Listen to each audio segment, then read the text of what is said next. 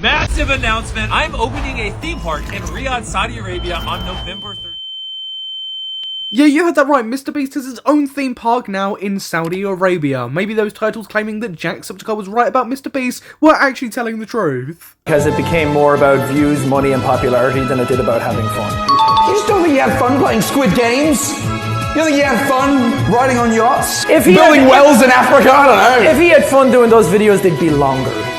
We'd see the fun. I'm sorry, but he definitely hasn't opened a theme park in Saudi Arabia because his theme park in Saudi Arabia is going to be a joy of fun for all involved. We'll put a pin in what Jacksepticeye said and come back to that later. What is MrBeast Land and what's MrBeast actually said about it? Massive announcement! I'm opening a theme park in Riyadh, Saudi Arabia on November 13th. People ask me all the time, MrBeast, I want to compete in one of your videos. Oh, it's bad when people aren't even focusing on the blatant AI within the video. Like, the announcement that he's doing a theme park in Saudi Arabia is so bad and that people are so choked up about it and just speechless that they're not even talking about that AI, which is shocking for the internet. Well, now you can. This theme park is filled with some of the craziest challenges and most insane prizes we have ever given away. Like all theme parks, we have roller coasters, we have drop towers, we have all that usual stuff. But in Beastland, we also have custom-made games that are inspired off our YouTube channel. This theme park is going to blow your mind, and tickets literally just went live. Beastland opens on November 13th as part of Riyadh season. You can book your tickets through WeBook. Guys, this is going to be awesome. I'll be there opening day. Make sure you buy your tickets before they sell out. And there's a big elephant in the room. This is in Saudi Arabia. I'd be heavily surprised if the tickets actually sell out because nobody is traveling to Saudi Arabia of all places to go to MrBeast Land. That video MrBeast did wasn't all that informative, but he has taken to his other social media platforms to talk about MrBeast Land and what's actually going to be there. Next week, Beast Land, our brand new theme park, opens. We built custom games modelled after our videos that don't exist anywhere else, and we'll have the world's largest prize wall. And attached are these images which look like 3D renders. I might be wrong though. I'd be kind of damn impressed if that's what it actually looked like when you rock up in Saudi Arabia to go to MrBeast Land. For example, this game called Tower Siege where you load balls into real catapults and have to land them in these giant 60-foot tubes for points. See, now you've said that, Jimmy, I'm going to be traveling to Saudi Arabia. Now, especially over the past couple of years or so, people complain about everything related to MrBeast, even if he's done nothing wrong. But this isn't one of those times. This is a time where people should be actively criticizing MrBeast for very obvious reasons. I made a game for people that like zip lines called Air Mail. You basically have to drop a weighted bag onto a target below,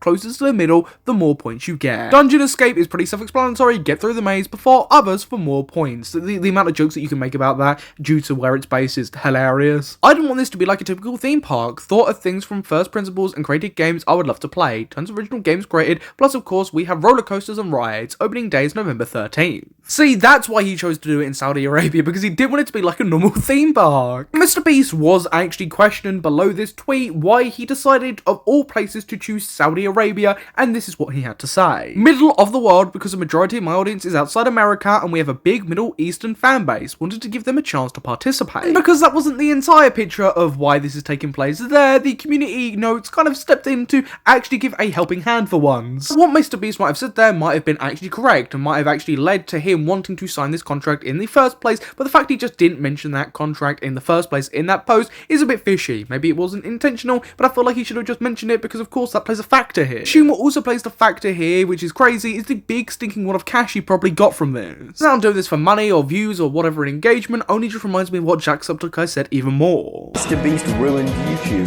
Yes.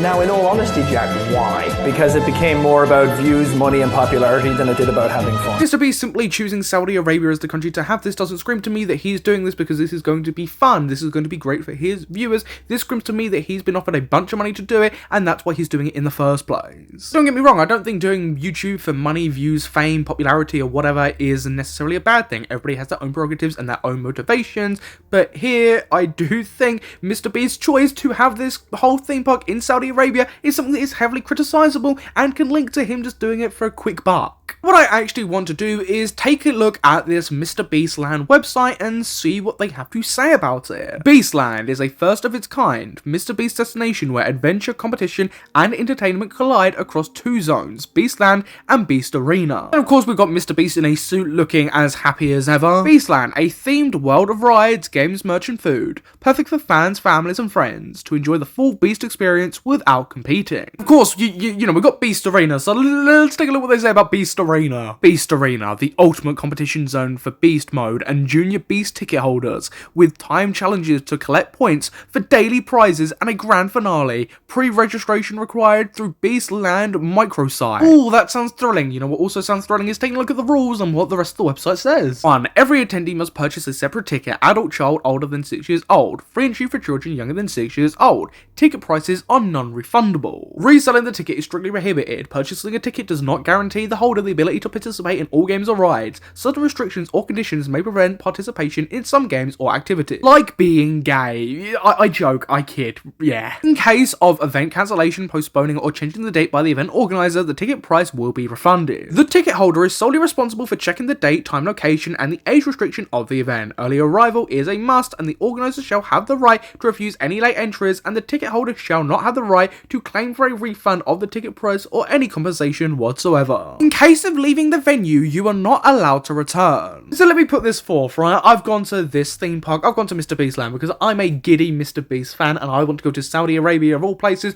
to go and enjoy some MrBeast. And I've gone to this venue, I've then left because I've forgotten something in my car and I need to go and get it. I then can't go back into the venue, is that what it's saying here? Correct me if I'm wrong, of course, or if this is common practice. All ticket holders and their belongings may be subject to search when entering the venue. Prohibited and dangerous items will be confiscated. Any items which the organizer or venue security personnel consider a security risk or that may be used to damage the venue or interfere with the event will be confiscated. Food and beverages from outside are not allowed. Food trucks will be available. See, this is how they try and make as much money as possible, by stopping any food and beverages from outside. Next then says animals are not allowed, that you're not allowed any camera or video recorders at the venue, and then of course you must comply with terms and conditions of each game before participating. If the park is closed due to circumstances beyond the organizer's control, all daily prizes, if any, will be cancelled. The ticket holder consents to photographs, videos, audio recordings of ticket holder be captured and used in printed and electronic media, including the internet, as an attendee at the venue. You've got your usual things like, you know, smoking being prohibited. You've got one that reads the organizer accepts no liability for bodily injury, illness or death of any visitor, including ticket holder,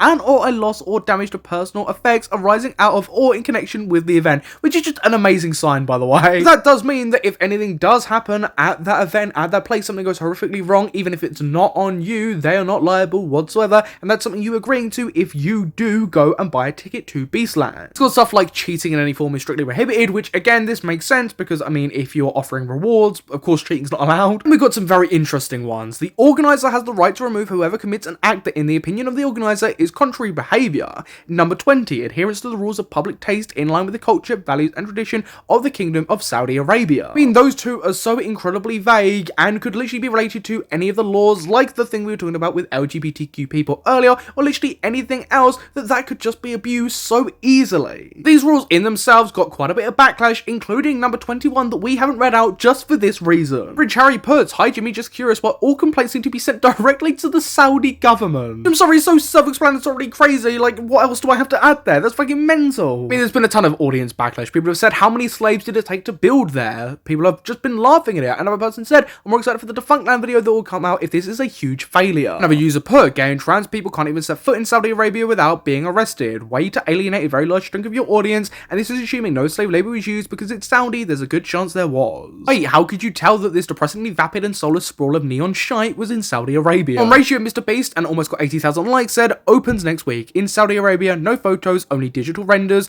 You know those human slaves are working around the clock on this. This isn't getting any, like, positive reception. There aren't many people that are genuinely going, this is a great idea, for, again, very obvious reasons. Even people with literally no critical thinking skills could tell you why this is a bad thing. But at least, apparently, the tickets are really cheap, which for a theme park sells me with confidence. But yeah, you know, I think Jacksepticeye might have been right about MrBeast after all. In response, Jacksepticeye famously said, so I ruined YouTube because I didn't buy mansions, sports cars, and instead reinvested my money into making content so I focused on doing good and inspiring kids to help people. Now, yeah, MrBeast has definitely done that, but I don't know exactly if building a theme park in Saudi Arabia was probably the best thing that you've ever done. But anyway, ladies and gentlemen, what's your thoughts on all of this? Will you be going to Beastland? I really hope not, but please feel free to comment down below your thoughts on all of this. And once done, then remember to subscribe and hit the notification bell so you don't miss any future content. But I've been your host Samuel, you've been watching Slot Meal, and I'll catch you in the next YouTube video. Goodbye.